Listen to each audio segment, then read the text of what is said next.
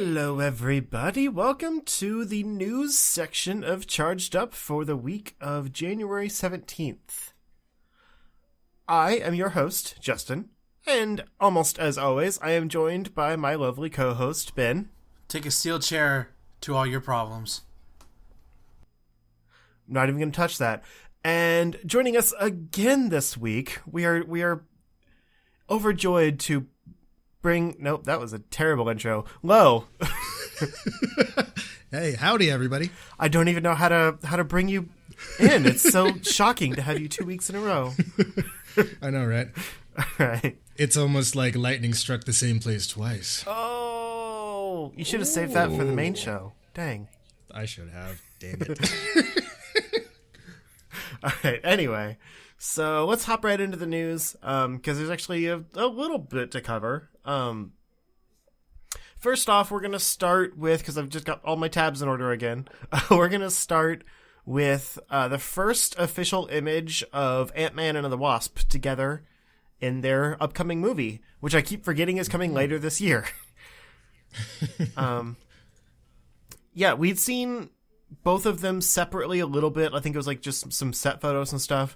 I can't actually tell if the Ant-Man suit is different at all in this. It is different. It is? Okay. There's an image on Twitter floating around where it shows his Ant-Man 1 costume, his Civil War costume. It's slightly different. Like, you're not going to notice it immediately, but when you put all three side by side, it's different.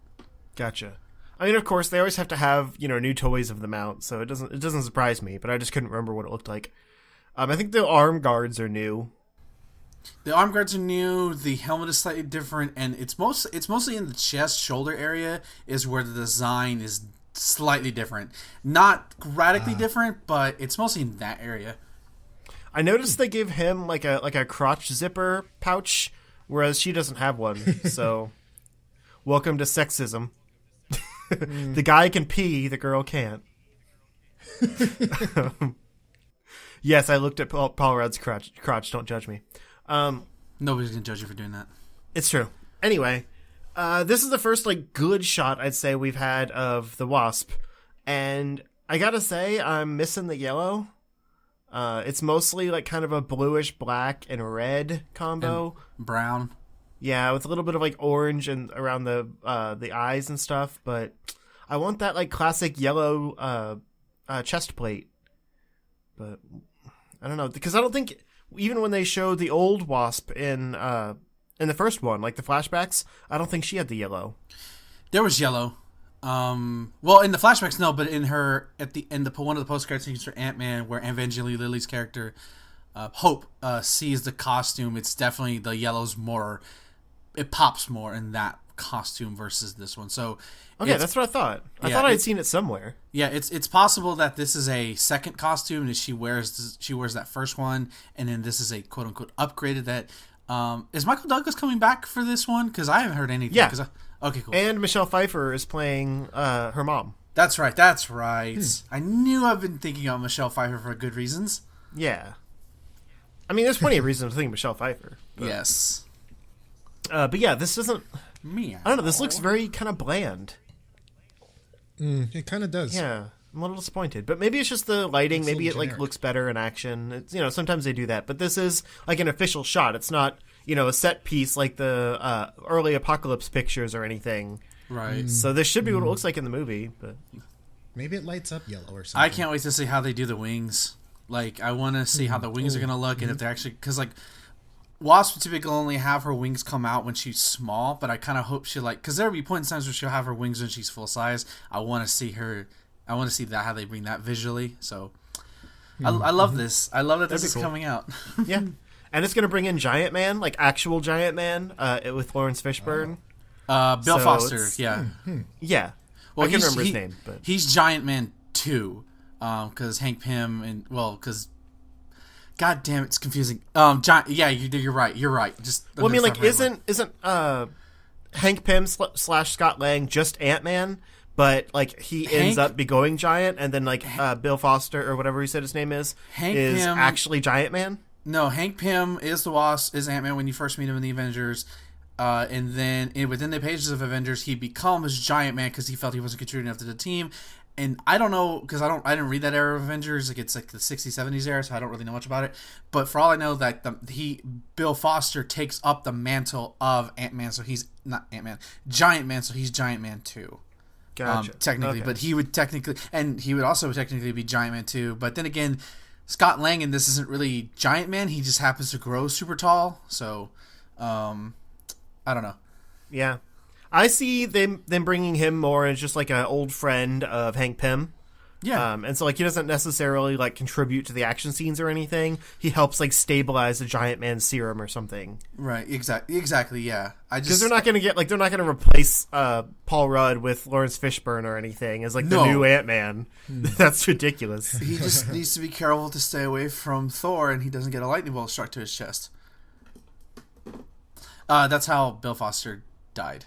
Iron Man created a clone version of Thor, and that clone version of Thor, which was not supposed to kill, ends up killing Giant Man, or Bill Foster rather. Yeah, Grisly Fate.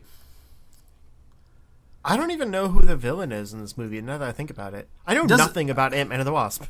Well, we're all too busy focusing on the Infinity War. Like I think that's what it is, and they haven't really. They also haven't really said much about this film outside of Michelle Pfeiffer and Lawrence Fishburne. They haven't. It's weird. Is Walton Goggins in it? I vaguely remember that. I have no idea. Again, outside of those 4 actors, I have no idea who's in this movie. Okay. Which I'm fine. You put Paul Rudd in the movie, and I'm going to see because I love Paul Rudd. I know, but I'm honestly more excited about this than Avengers just because like we know what to expect from Avengers. But Ant-Man was like one of those, the pleasant surprises. And like this is the first like at least co-headlining female superhero movie for Marvel. So like I want more of it. I want to know what's happening. I'm sure before the movie comes out, Marvel will give plenty of press time, but like even if they did, people are gonna like, we don't care about that. We want Avengers. So you're in the minority. I can see them premiering a trailer like before Avengers. I would say earlier than that. I would say definitely earlier than that, but if not, then right out like a month after or a week. Yeah. All right. Anyway, sticking kind of to the Marvel universe, the whole Fox Marvel lineup has been switched around a little bit confusingly. New Mutants, which we've already gotten our first trailer for, has been moved back 10 months to February 22nd, 2019 instead of April 13th, which means it was probably like in the final editing phase, like done essentially. It was supposed to come out in 3 months, and now it's dropped back at 10 months, which means it's probably going back for reshoots. It's not great news. I would assume the movie was falling apart during the editing phase, so they were like, we got to rework this and figure it out. But considering the Fox universe is probably already going to get blown up whenever the merger finishes, I'm not a huge fan of this news. But in some a little bit of positive, Deadpool 2 will now be coming out, I believe, a week earlier. 2 weeks earlier. So May 18th instead of June 1st. So we get New Mutants 10 months later, but we get Deadpool 2 2 weeks earlier. That's not terrible. Also Gambit, which we'll get back to later, is also being shifted back from February 14th, 2019 to June 7th, 2019. That's assuming it ever actually comes out. Yeah, can we just put that movie in development hell? Because I feel like that's what it is. Yeah. Actually, you know what? On that news, where is it? Director Gore Verbinski leaves the Gambit movie. What is this? The third director that's left now? Yes. Jesus probably Christ. At least. They should get Lord and Miller just so they can have another set of directors walk out on them. Right. Or Ron Howard, because he'll apparently make anything happen. Hey, true, yeah. Why not? Yeah. I don't know why you're offended. That's a true statement. No, yeah, because I thought about like, what? I would actually watch Ron Howard. I like Ron Howard as a director. I know he gets a lot of shit, but I would watch Ron Howard do anything. So, I mean, he's safe for sure. Like he will do what you tell him to do. But yeah, this is the third because it started with Rupert Wyatt, and then Doug Liman, And I now was Gore Verbinski. And I was excited for Doug Liman because he did one of the Bourne movies, and I really like those. And he also Gore, did Edge of Tomorrow, so yeah, that too. But I have only seen that movie once, so. But in Gore Verbinski is like I actually never thought Gore was right for Gambit, considering he wasn't. He's such a big budget kind of director, and Gambit clearly was not going to be that. Mm-hmm. But it's still like, can we just give up on a Gambit solo movie? Like I know a lot of people our age love the character, and I think he's really cool. But like, come on, if you can't get this movie made with Channing Tatum as your lead, maybe it's time to put your resources elsewhere. I'm just saying. Well, the problem is it's been the exact same project for like 5 years. Like, it's basically been, okay, we've got Channing Tatum, we got to make this movie. And then for 5 years, it's been like just stagnant with just that fact. So if that's all you have, like maybe eventually just rework the movie, get rid of Channing Tatum, start your idea over instead of just bringing in new directors that like will never get it made. Right. Yeah. They should have just done Gambit and Rogue. Make it like a that Bonnie and Clyde movie with those two. That would have been great. I mean, I had a theory that's what they were doing, and that's why Lizzie Kaplan was joining, because I could see her being a good rogue. But it's probably like more of an actual origin story, and it's whoever the chick was, like from his not youth, but from his like growing up days, whatever that chick was called. I don't remember her name. I don't know anything about Gambit other than he throws cards and he has a bow staff. Okay. And I'm an X-Men fan. Well, there's like some chick from his origin in the comics that she was probably playing. Belladonna? Probably Belladonna. That's the only name I know from Gambit's past. Maybe. I don't remember. But yeah, so that's that. We will continue to update you on the inevitable news of the Gambit movie. That's never going to happen. Look, Fox. Me and Justin will direct Gambit. Like, real talk, we'll do it for... Well, I won't do it for peanuts. But actually no, I'm not going to direct it as long as Channing Tatum is attached. I'll do it. My wife would divorce me if I directed a Channing Tatum directed Gambit movie. Deal breaker. Yeah, she hates him as Gambit. She loves Gambit. Like, that's her favorite character. And she hates that Channing Tatum is still attached to this movie. I'm surprised he hasn't walked at this point, honestly. I am too. I mean, and plus he's just, I mean, like I said, when they started this movie, he was an okay choice. But one, his actor cred has gone down quite a bit in recent years. And two, he's just like, he's older to play an origin Gambit. Origin Gambit needs to be young. Right. That makes sense. Yep. I don't know. Plus they need an actual Cajun man. Yeah, to have nice. That actual like that accent that Gambit has, that very unique Cajun accent. Yeah. Mon ami. Nailed it. Yep. All right. One last little bit of Marvel news. I think that's the last. I haven't been closing out of things. We are Venom. Do that. Okay. Yeah, we've got the first look at Tom Hardy's Eddie Brock from the Venom movie. And a little bit of information about the actual plot and everything. The picture is nothing. It's basically just Tom Hardy holding a book. Like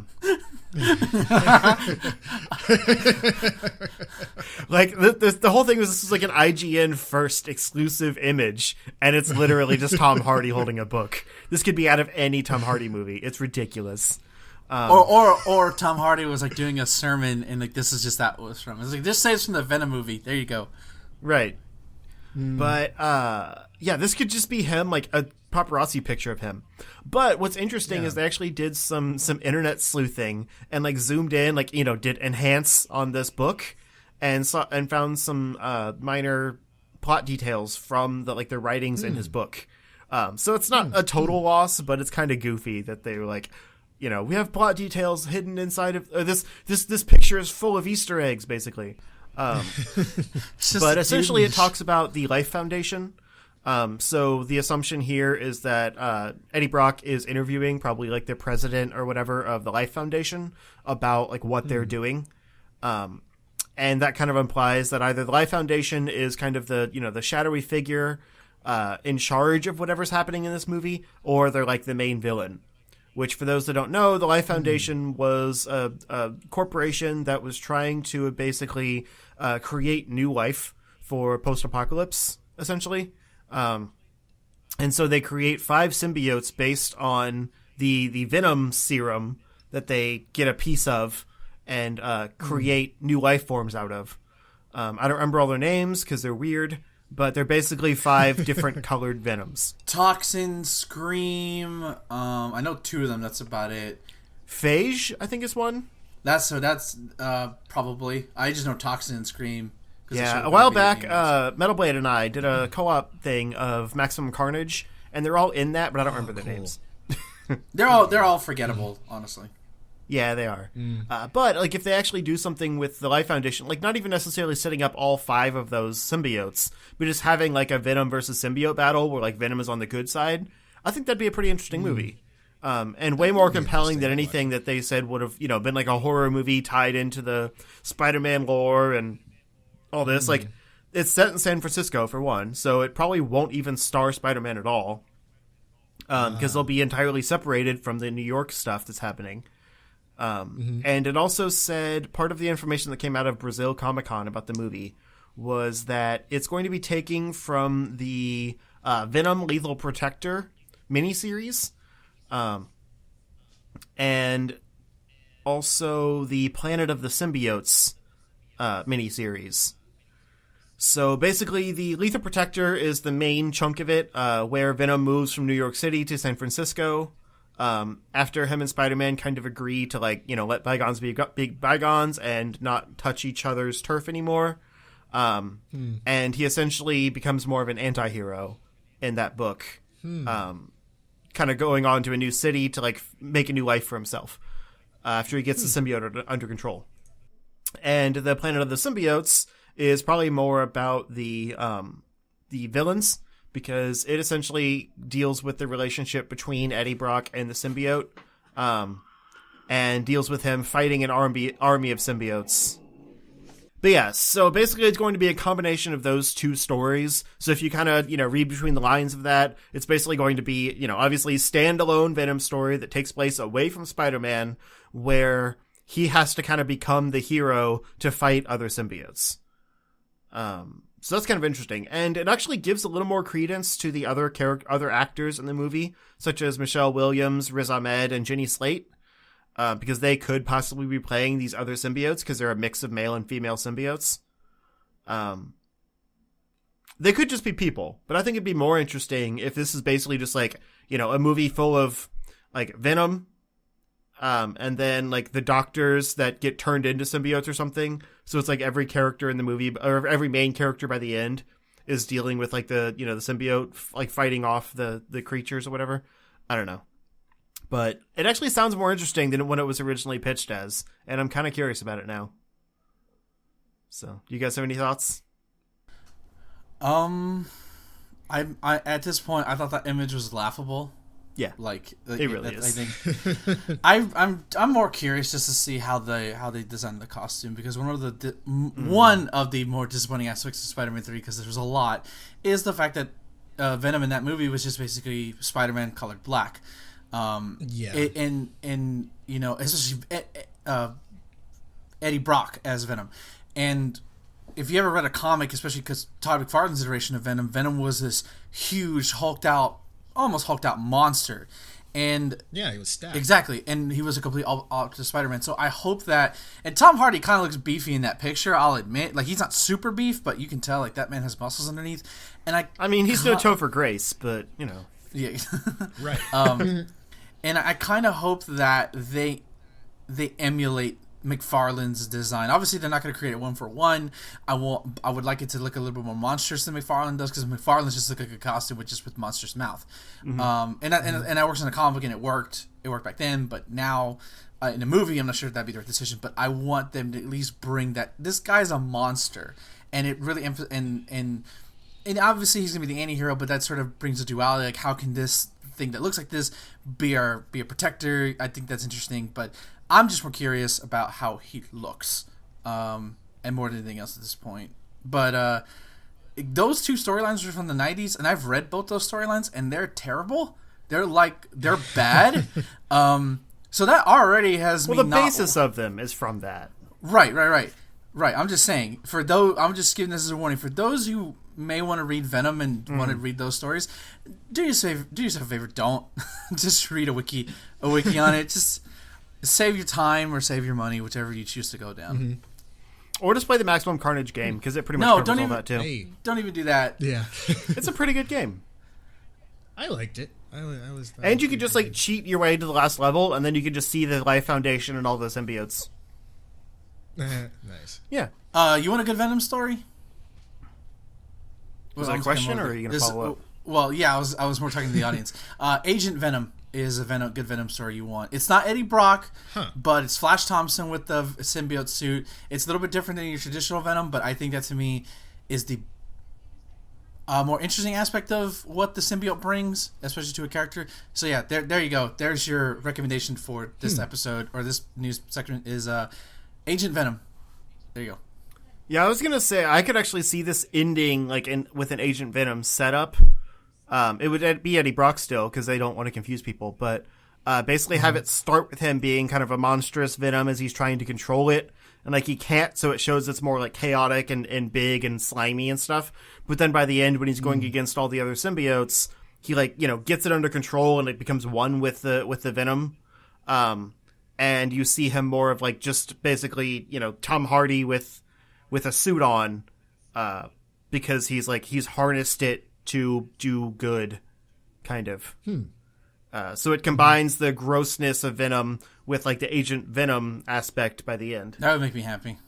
And then a few quick things. More news keeps breaking about American Gods Season 2.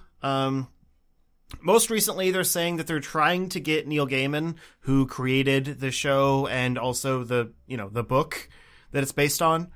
They're trying to get him to take more of a showrunner role. He's on as like a kind of a creative consultant, but he's never really worked like as a TV person before. So they basically have to pair him with someone that kind of understands the TV production side of things more. But basically they figure, since he's already on set all the time, on a creative fashion, just have him kind of be the labeled as the showrunner, and then give just like some, basic TV guy the controls for the production side of things, that knows a little bit more about directing and things like that. But he put out, I guess this is new since I read this, but he put out that he's already showrunning Good Omens, which is another Neil Gaiman show coming out, I think we've talked about. And I won't be physically showrunning 2 shows, but I plan to work really closely with the new showrunner and to help plot and guide and build American Gods, just as I did when Brian and Michael came on as showrunners. So it sounds like he's not available to actually showrun the show week to week, but he'll be basically a much more hands-on capacity to whoever they do get. Sorry, this was new since I read this before, apparently. But yeah, at this point, maybe Good Omens will be a better show, honestly. I think it stars John Hamm and Michael Sheen. Or no, not John. Sorry, I think John Hamm's in it, but it stars David Tennant and Michael Sheen. Which is still a really good cast. And isn't having nearly as many production problems. Well, Brian Fuller's not in it. Right. But they also insist that Brian Fuller and Green, what's his name? Doesn't matter. Brian Fuller was not fired or quit. It was just creative differences made them, part ways, apparently. Of course, they always say that. But that they hope to continue to involve them in some way during season 2 as they move on to new projects that are more worth their time, apparently. And that, I guess, the show isn't actually made by Starz directly. It's made by Fremantle, which is a production company that Starz produces the shows for. So that's created some of the complications because Starz handles like a lot of the behind the scenes stuff as a production company, but Fremantle, the ones actually creating the show, have a good relationship with the showrunners, So there's some complications between some of the budget concerns, like we mentioned before, and also them just wanting to work on other things, and it's causing a lot of delays in productions. This says, sometimes a break they wanting a break of 18 months to 2 years between seasons doesn't really facilitate the making of a show. So that's part of what the problem is. Yeah, exactly. Mm-hmm. So they just need a little bit more stability behind the scenes, I think. And I'm sure Starz would be concerned about that too, because they're footing some of the bill for this. So it's a whole mess of things right now. I don't even want to get into all of it, as far as what's in this article, but it's rough. And then we've got, this is probably something you care about more, Ben, a possible John Wick TV show being developed by Starz and Lionsgate, because they make the John Wick movies, called The Continental, which I guess is like a hotel or something that that the movies take place in. Yep. So yeah, it wouldn't star Keanu Reeves' character, but he has the potential to show up. And that, I guess, he's involved with this show. He just, could decide how much he wants to actually be involved on screen. And not much else is really known about it, whether it's a prequel or if it's just like, something that is like during the, like concurrent to the movies, but different cast, things like that. The John Wick television universe. Basically, yeah. But yeah, I don't know if you guys have any thoughts on this. I have nothing to comment on. I just think it's weird. It is kind of weird, just because it's set at the Continental, because one of the rule for the Continental in the movies is like you don't like have weapons, or you don't like you don't fight each other and stuff like that in the Continental. So I don't know, but I mean, obviously in the movies it ends up happening anyways at some point. So I don't know. I guess it would be interesting. It's just kind of weird that John Wick isn't actually going to be in it, because he's kind of like the main dude. So I don't know. Well, it doesn't say he's not going to be in it. It's just it's not designed to have him in the lead. But you can expect to see him at some point. I'm okay with that. Yeah. Because, I mean, if you want to expand out a universe, you have to have auxiliary characters anyway. Maybe some of the, the other assassins that have been killed off, like in the second one or whatever. Because didn't they expand out like a bunch of new assassins in that one? Oh yeah, I just feel that the people who are the majority, not everybody, the majority of people who like John Wick are gonna watch it because of John Wick and Keanu, and are not gonna necessarily care about a TV show that expands its world. Like a lot of John Wick relies on Keanu Reeves' performance, and the great action sequences. So, currently, because that's what the movies are. Right, it just seems a weird. I'm not saying it's gonna be bad. It just seems like it's a weird choice, because they're gonna more than likely they're gonna sell this as a John Wick TV show to people, to casuals, or to people who have seen the movie and they really like the movie.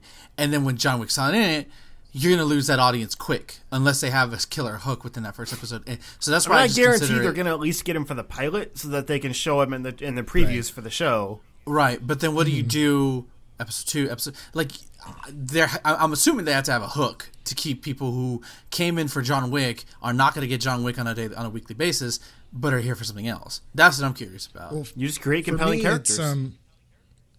For me, it's whenever I watch the John Wick movies, I was like, oh, this is like a cool like universe. I would like to know more about like the Continental, for example, and like all these other like assassin type of people and whatnot. So I mean, it could just be an opportunity just for a bunch of more fight scenarios and stuff, which is basically what John Wick was. So it's just as long as the action's there and good storytelling, then I'll for sure check it out. I honestly think a lot of TV shows lately have had much better choreographed fight scenes than movies have.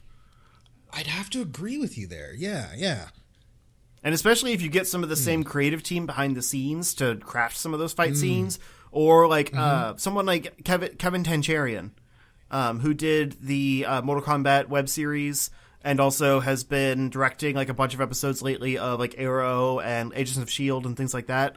A lot of the more fight heavy ones. Like, he's an incredible fight choreographer. And since he's moved into TV directing, I'd love to see him showrun a show like this. Like, that's the kind of thing that he'd be perfect for.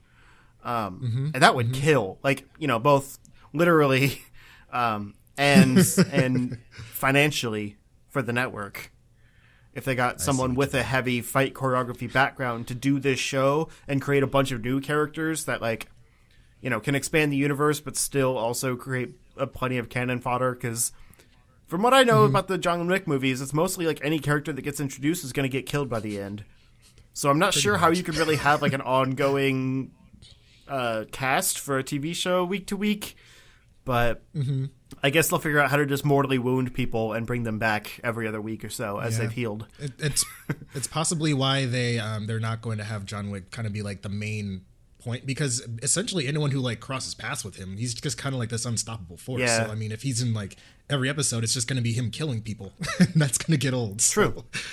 And maybe that's why they're setting it at the Continental, because they can have more like, you know, obviously in a TV show you can only have so many fight scenes. It's a lot of close-ups of people talking and stuff like that for the budget. So they can have a setting for the show where it's like you're not supposed to fight. So when fights happen, it's like it's a thing.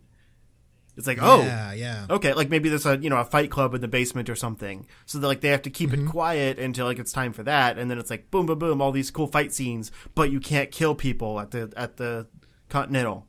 Like that's the rule. It's like, you know, this is a fight club where you can't kill people. It's just practice for the for the Hitman squad or whatever. I don't know anything about John Wick. I'm just spitballing here.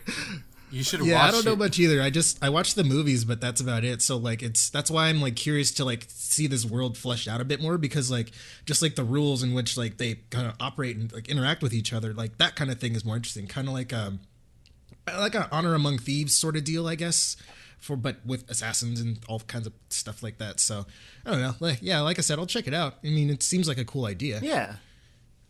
Cool. All right. Well, I'll put that in there for you. You don't have much to say, so that's fine.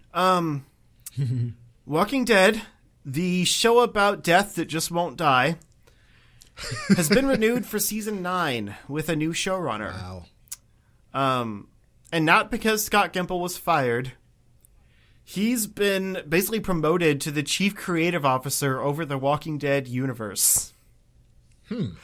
Which means it's not ever going to die. Like, I used to be super big on The Walking Dead, don't get me wrong, and I still like it as a brand.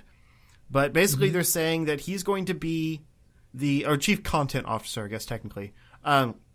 He's going to be what AMC is describing as the Walking Dead universe, including The Walking Dead, Fear the Walking Dead, and potential brand extensions on a variety of platforms.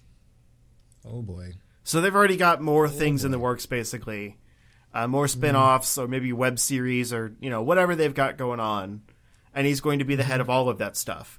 So week to week, as showrunner of The Walking Dead, they've promoted Angela Kang, who's a producer. I think she's written some of the episodes and stuff too. But yeah. So I mostly put this in here because of the absurdity of expanding out the Walking Dead universe further. When Fear the Walking Dead isn't even that good of a show. The Walking Dead is past its prime by a few years, and is getting its worst ratings ever. But apparently they still want to continue. They're even shifting friggin' Morgan over to Fear the Walking Dead just to give it more relevancy in the universe. Oh yeah, I forget that the other show exists. Yeah, it does. Yeah, this is super weird. I don't know. There's like a bunch of like dick sucking in this article too. The Walking Dead is a special show which started in an entirely different era of TV and continues in this new era to confidently take chances to tell compelling stories that excite audiences and make them deeply connect with its characters. Like, adapting Robert Kirkman's brilliant comic book. Brilliant, stretching it.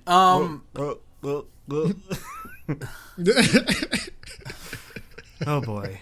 I'm shocked that it's still on television. Me too. I'm really because I only watched up to like midway season 2 when I was like, okay, I'm done. I'm done. And I even stopped that with the comics. Like I stopped at volume 14 and now they're like on 30 something.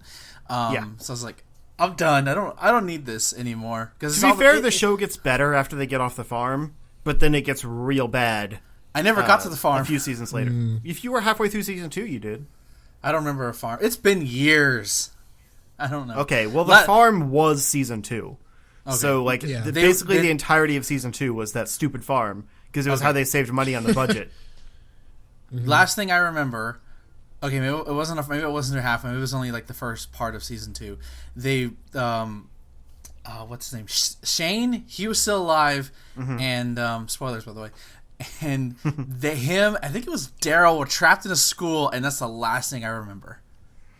That is the last thing I remember. I know Shane dies. That was at the farm. It was like right after they got there, they went on a mission with some of the farm people. And Shane like sacrificed one of them to get out. Oh right. Okay, yeah. That was years, which is scary to think about, but God. Yeah. It's good. I mean, I can't believe it's gonna. I mean, unless the ratings tank even further, I have no reason to believe it won't get to season 10. Maybe they'll stop after season 10. I don't know. Like, the comic is ending sometime. I guess they're working towards the end, but when you only have an issue a month, like, it can take a while to get to the end. Because you're only, doing 12 issues a year, basically. So it could be 3 years of ending the comic, quote unquote. Oh, geez. But the problem is they drew out so many of these things for so long that now they're actually getting to the good stuff, which they're also drawing out way too long. And so people are losing interest right as it's like getting into what should be really interesting comic material. But they're butchering it in a way that like makes it not fun. That's the problem the comic had. I don't know. I liked this part of the comic. Like from issue 100 until through like where I stopped reading just because I didn't have the money to get it month to month. I was really interested. But from the point of what issue 100 was in this show, like basically the beginning of season 7, through to when we stopped watching at the beginning of season 8, has just been boring. It's just the same stuff every week. It's like, we got to prepare for war. And then it's like, oh, we're in a war, and each episode is like part of a battle. And so it feels so disjointed because you're not getting any resolution each week. So we said maybe we'll like watch it on Netflix and just like binge the whole thing, because at least then you like you don't feel unsatisfied week to week. But it's still just like, is it worth it when the same thing happens every week? Whereas in the comics, that was like, granted, I was binging it then too. I think I started the comic when it was in like issue 120 or so. So I basically read from like 1 to 120 something before it even went month to month for me.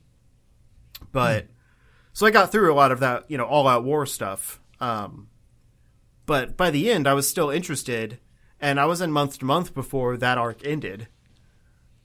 Whereas on whereas in the show, it's been like a season and a half, and it doesn't sound like it's even close to ending all out war. And in a show, things should move faster than in comics. Like, I realized they were kind of vamping for a little while because the show was moving fairly quickly, and the comic was still in all-out war, I think, when the show started. But now, 8 years later, it's way past that. And moving towards its end, so the show should be able to move faster too, because it knows what the end is by now. There's still a whole other, like, big war arc after what's currently happening, and it's really interesting. I like that, like, the next villain a lot. I know a lot of people love Negan, but I'm kind of over him, on the show at least. I still like him in the comics, because he's more interesting. And I love Jeffrey Dean Morgan, but he's not playing the Negan I thought he would play, and he's kind of a little generic in his portrayal. I think because he's a little dumbed down because of, like, network limitations and stuff like that. He can't be as vulgar or, crude as he is in the comics. And so that tames him a little bit. He also hasn't killed nearly as much as he did in the comics. But I don't know. There's just something missing about it now. And, like, I don't blame the comics at all, because I liked this arc. It's just not translating well. So maybe if they get through All Out War by the end of the season, and then do the spoiler time jump at the end of this season or beginning of next season, and, like, finish it off, either next year or in the 10th season with this last, what's called the Whisper War, I might get back in. But if this turns into a supernatural and just goes until it's drilled itself into the ground, I think I'm out. It's gonna be a nightmare. Yeah. Anyway, last little TV thing. There's supposedly a Hitman TV show being teased by Jeff Johns. I don't believe this is the video game Hitman, unless it's also based off the comic book. No. Okay, I didn't think so. So Hitman is a 1990s comic book created by Garth Ennis, the same person that made Preacher, centering around a superpowered ex-Marine turned hitman, Tommy Monahan, who operates out of Gotham City. So this is basically another DC comic book show. I've actually never heard of this. I didn't know, I figured it was just an independent thing, and then it said it took place in Gotham City, and I'm like, oh, okay, so it's a legit DC superhero story. Yeah, he appears in issues of Justice League in the 90s too. Oh, weird. So yeah, this could potentially be another CW DC thing, depending on where it gets picked up, or it could be like a Gotham where it's completely unrelated, but still takes place in the DC universe. But yeah, it's kind of interesting actually. I'd never heard of this before. Hitman isn't really known. I've never read anything of any of the Hitman books. I love Garth Ennis. He's an outstanding writer. But the thing is that with Hitman, because he's a cult character at best.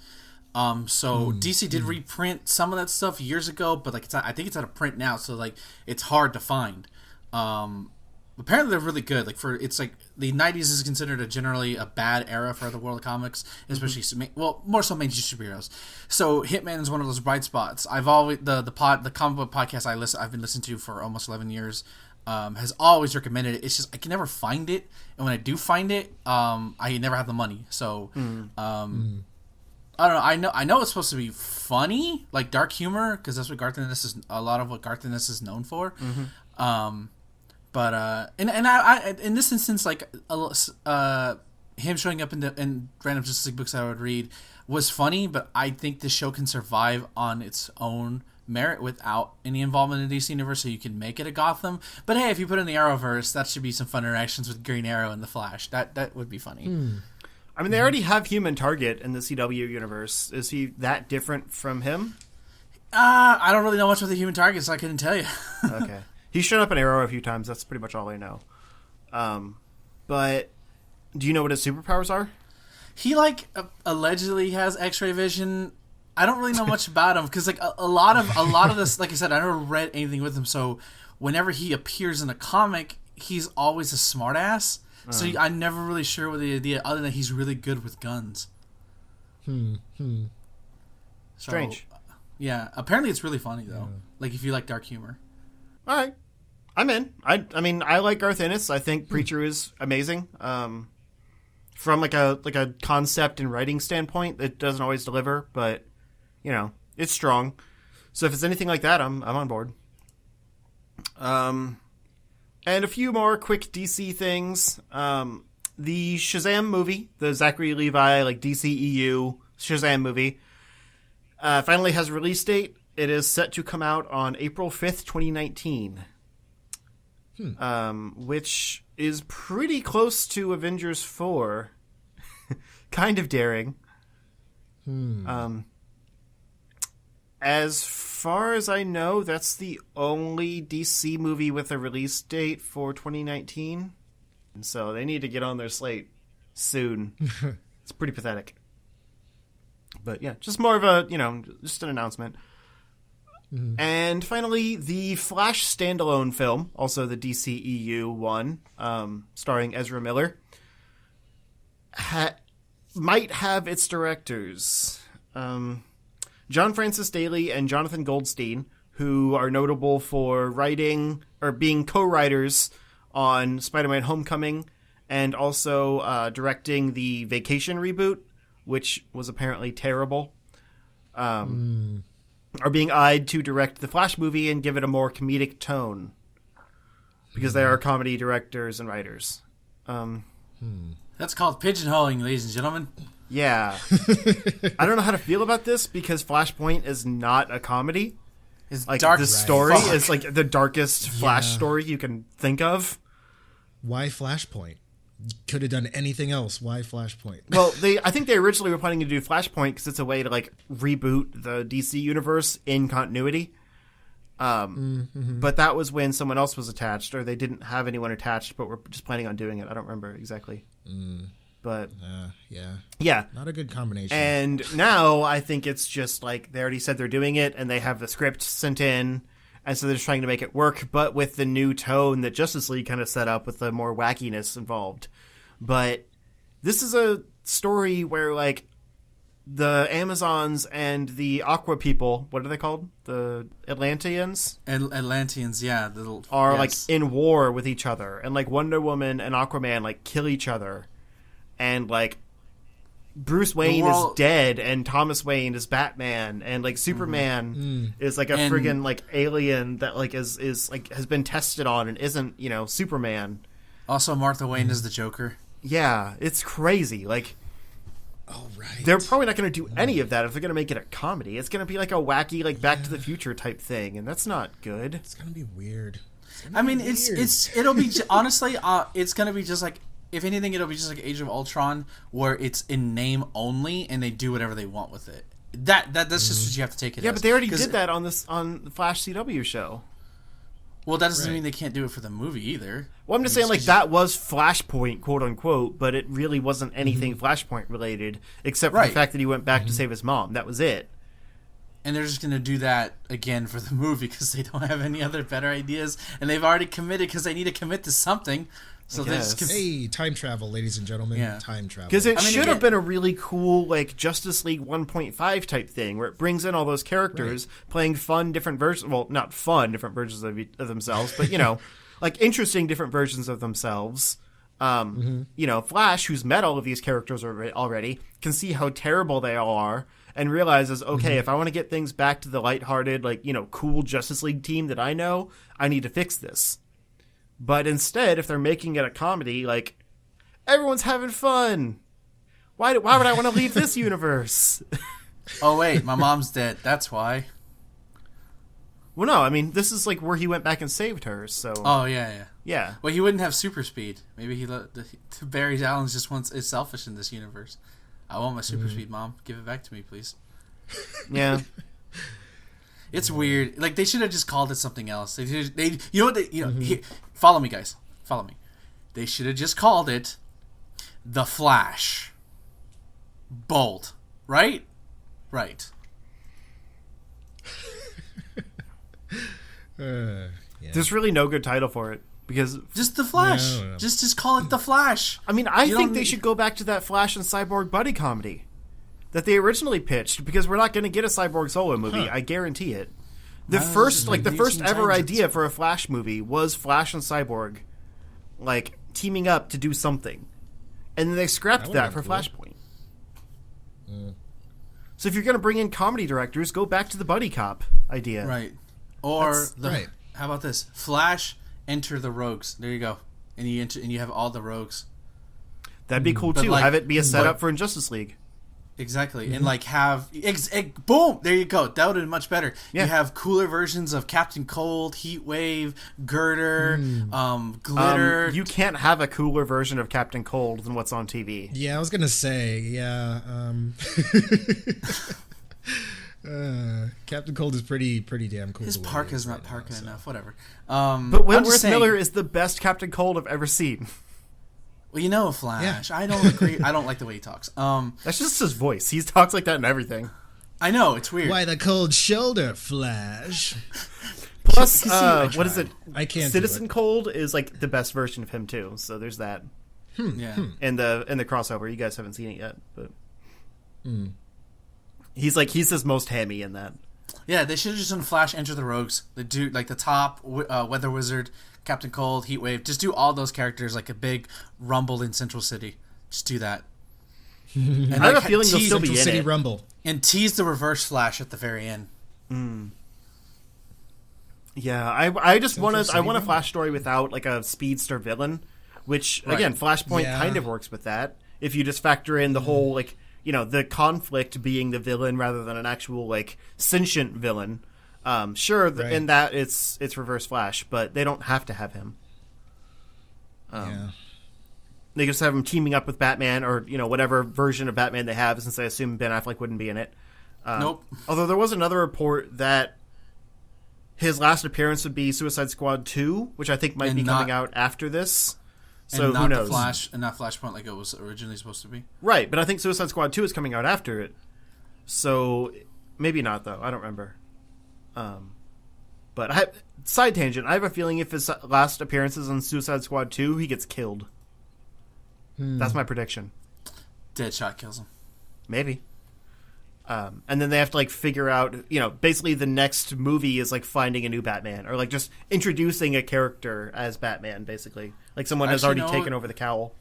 With Katana on that team and a couple of other characters on that team, they could use that to stop doing Suicide Squad movies and then just not make another Batman movie, but make Batman and the Outsiders and and do that whole thing. Oh, like Red Hood and stuff? No, not Red Hood, but Katana. You could put Red Hood in there because it's a movie version, but I'd love a Red basically Hood. Batman's sort of street level Justice League team. Think about it that way. That'd be cool. Interesting. Yeah. But they're gonna do a new Batman anyway, so it doesn't really matter. They'll have to change everything. Like I said, I still just want Nightwing instead. Make the Nightwing movie and have him be the replacement for Batman. We don't need a Batman. Yeah. Give me Dick. Welp. Yeah, there it is, ladies and gentlemen. You heard it here first. Look, I love Dick. He's great. Yeah. Yes. So, Ben, where can the people find you? Twitter.com/ Look, it's not my fault. Dick has an amazing ass.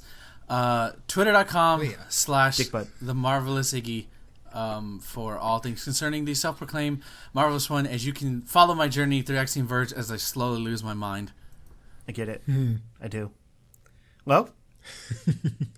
You can find me on Twitter at Nero the Hero, N3R0, THEH3R0. You can also find me on YouTube, Nero the Hero, with all letters. And you can also find me on the Charge Shot Gamescast every week with these final gentlemen.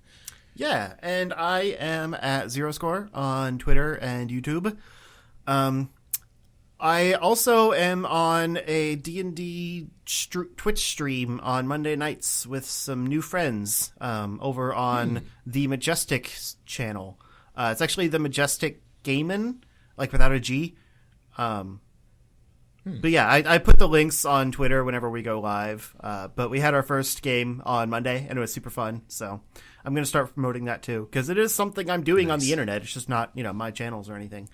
But I do have the audio from everyone, and I'm going to figure out something to do with that. So keep that in mind too. Yeah, also I am here. We have the regular show coming up soon. This week we are talking about the premiere episode of Black Lightning with Lo, and also some of the controversial YouTube changes, just because I feel like we need to get that out there. Bomb. Yeah, hopefully by the time that comes out, this will all be old news, and it won't, people won't be super upset about it, but we have opinions, and it's good to Zero. share them, People are always going to be super upset. I hate how right you are. But yeah, as always, follow us on Twitter at The Charge Shot. Sorry, I forgot where I was going with that sentence. And check out our website, the chargeshot.com, where we have all of our Game of the Years, as well as a few guest Game of the Years. Those lists are pretty cool, too. And then we have some new video content going out, or already out. Some quick shots. A new GTA series will be starting soon. And yeah, all kinds of stuff up there. We've been trying to get back into that. And if you do like all of that stuff, check out our Patreon as well. At just $1, you can get all of our content early, which is super exciting for you. We get it early anyway because we make it, so, it's not that big a deal to us, but we appreciate you guys thinking it's a big deal and supporting us. So thank you for that in advance. And I think that's the end of my plug. So until next time, stay charged. Ta-ta for now. Ta-tas for now. Boobs.